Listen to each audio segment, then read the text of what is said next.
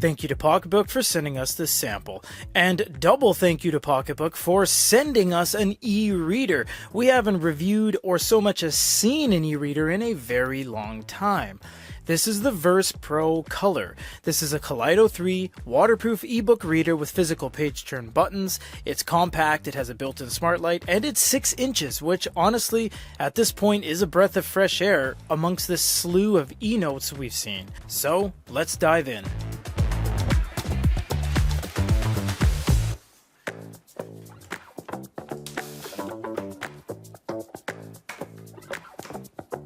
Man, it's nice to be back on an actual ebook reader. I think it's been 4 months since we've done an e-reader. This is the Verse Pro Color, and it is not a flush screen and bezel.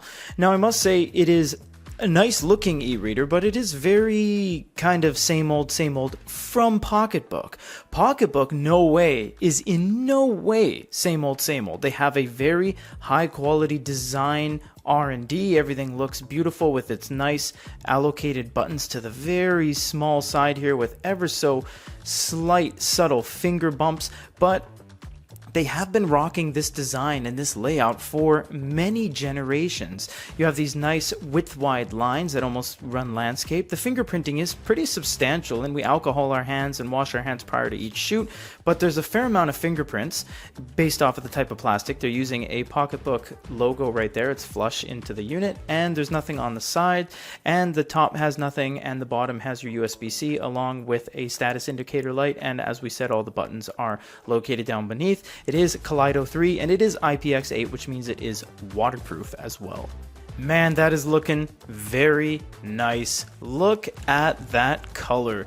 Kaleido 3 is the best color on any device that is truly usable. Things like gallery, things like spectra, they're not really meant to change state. Kaleido is earmarked as a technology to change state. It is malleable. It's completely usable.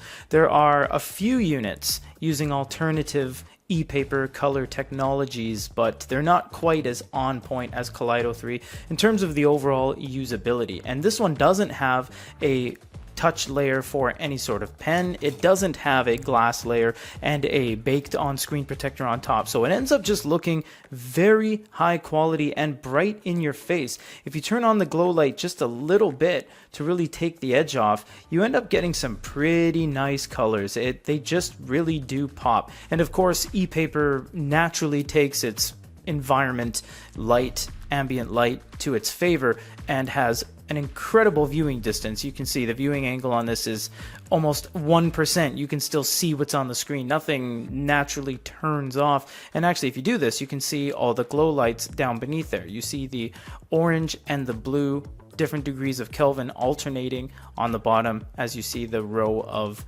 LED lights. Looking at the overall UI, you have a top drop down that gives you dark mode, which is system wide. That'll all change and invert the colors. I really like that as an option. You don't have to use it, but for some it is easier on the eyes. You have these notifications telling you to log into different things, Dropbox, etc., which it does have, which is really nice. You have settings as well. Settings really hasn't changed too much. There are still some functionality things you can change. You can turn on and off the G sensor. I personally like key mapping. There's a lot you can do here. Global allows you to do main menu, press and hold, long press, double press, and things are going to be different. So if you go back to key mapping and you go to EPUB, there's going to be backwards hold and menu and Bluetooth buttons. So each one is going to require a different set of key mappable features. So there's a pretty strong learning curve when it comes to this. Granted, this has been the same for the last couple generations of devices, so it's not going to be new if you've used a Pocketbook before. But if you're going into this and you turn on logos for boot logo and power off logo and key mapping and widget settings, it's going to be a little bit of a learning curve, and it's going to be a little bit overwhelming because there is a lot more new information being thrown at you with a Pocketbook. A Pocketbook is a very international friendly unit. It's not simple to use. It is slightly technical when it comes to the layout and the applications and how you interact with things. Also, it's interesting that they're still pushing scribble and coloring. Now, technically speaking, Pocketbook was the first e-note in color ever with the Pocketbook Color, because you can use things like capacitive pen and take some notes. But it's the same as your fingertip. All this is doing is simulating your fingertip. So there's no EMR. No, you can't use an Apple Pencil. No, you can't use the Sony pen or a Wacom pen or anything like that. But they do have the ability to take down some little bit, jotting down some notes and mix some colors. And with Kaleido 3, you'll see that there's no bleeding of colors together when you draw it. It's just they're very distinct lines against each respective color.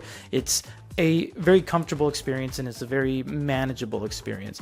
They also have another application that I quite like, coloring. This isn't something I'd run to this unit to do, but for some reason, every time I crack open one of these, it's so enjoyable to just paint bucket everything in your scope.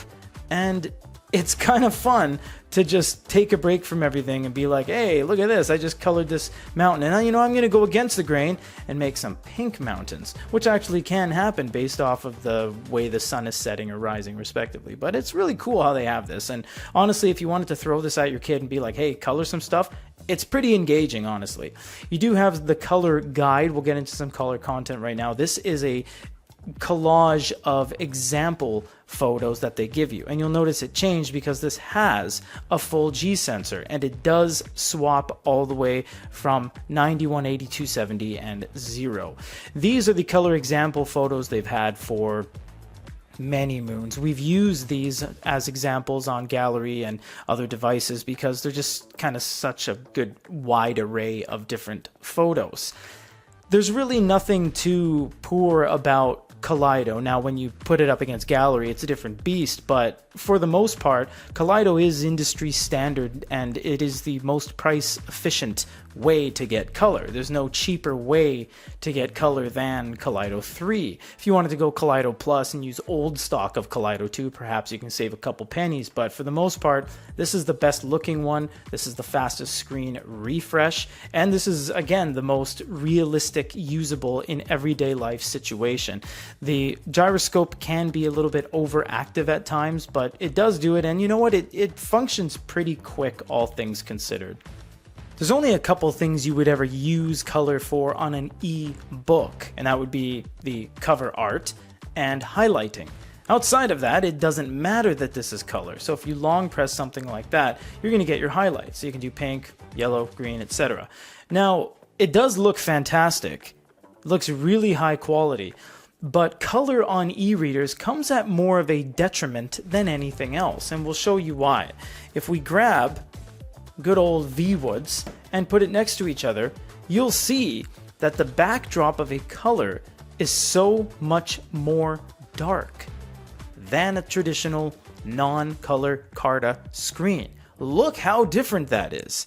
And this isn't Pocketbook's problem. Everyone faces this problem. Bigme faces it, Onyx faces it, iFlyTech, iReader, Kobo. Everyone has the same issues, and that is with the inherent nature of color Kaleido. Now, you can go to the glow light and try to counteract things by adding a little bit of light, in which case it looks amazing. That looks so good, it looks flawless. And if you want it to be a little bit more subtle, you turn the light down to about 30 to 50%. That just takes the edge off and ends up giving you a little bit of a whiter background to kind of pick up the slack, so to speak. But the increased battery drain, which kind of defeats the purpose of e-readers. But even with the glow light on, honestly, you're not really going to see that much of a huge detriment to the battery life. The e-reading experience is very good, and of course you get those physical iconic Pocketbook page turn buttons at the bottom that just fly through the book, and I love the sound of those clicks. They're so fun to press. They're so rewarding to press. I love every minute of reading on this thing. It truly is pocket level. This can fit in some people's pockets, mostly the squared off back pocket of your jeans, not so much the front pocket. It's a little bit unmanageable when you bend over and sit down and stuff like that, but it definitely fits in your side satchel, your laptop bag, your camera bag, what have you. So when it comes to ebook reading, there's really no gripes whatsoever.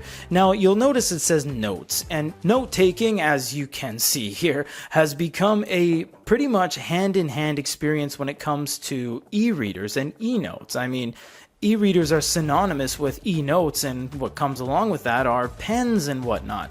Now, this isn't what you're thinking. It's not actual notes. These are just the things you jot down in respective books, PDFs, etc. So it's going to be your highlights, it's going to be your bookmarks, it's going to be your saves. So I'm not sure why they have that in this expanding meta of e-notes, having one of the 5 things say notes with a pencil, because it's not, and they should really change it to more of a sticky note-esque looking thing, but that's neither here nor there. You also have the store, and when you go to the store, you're faced with Euro pricing, of course, regardless of where you're signing into Wi-Fi, because we are currently in Japan conducting this review, and we're still faced with some Euro prices. Now, a lot of these are going to be public domain, royalty-free books, so don't expect too much in terms of the latest New York Best Time seller, because yeah, a lot of these are just kind of going to be Mark Twain and Sherlock Holmes kind of thing. You might find some well-known authors that slip through the cracks, but again, it's nothing that Indigo and Chapters is going to have. Now, you might know that this thing is seizing out pretty drastically here. The thing about that is because there's no controllable speed modes. If you drop the top down, there's no A2 mode, there's no speed, there's no fast, there's no ultra fast, there's no refresh, and all that kind of stuff gets lost, because although when it does kick into an A2 mode like now, and you get that level of inertia, it comes and brings you back out of it. And as you're trying to tap multiple times, maybe you don't let it fully render by the time you want to swipe it again, and maybe you want to interrupt it by swiping down and then get back into it like that. You end up triggering too many commands that it needs to finish before it gets to the next command. It's just lining up all these kind of things into a huge to-do list for the device to process. So that's a little bit of a downfall of not having a user controllable speed mode, although they could just add one. A few software tweaks and an update later, the whole thing could be completely different. It can be a completely different dynamic. Of course, you have your library here, which is going to have all your books, and they give you a ton of preloaded content. There is a lot here, and you can sideload in whatever you want on this unit, and it can be in any language as long as you just choose the language of the content it's going to be.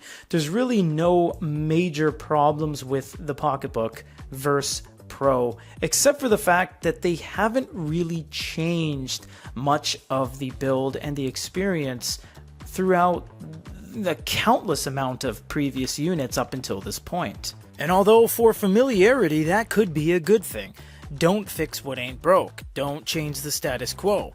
Pocketbook is doing exactly that. They're staying current with things like waterproof Kaleido 3 additional body colors, but in the end it's the same kind of build and the same kind of product with the same UI we've seen so many times before.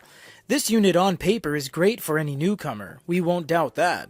But for a veteran Pocketbook user, there might just not be enough innovation compared to the rest of the industry, so it gets a 7 out of 10. The Verse Pro Color looks amazing, is priced well, and as an ebook reader, finally, it can do most anything you're gonna throw at it.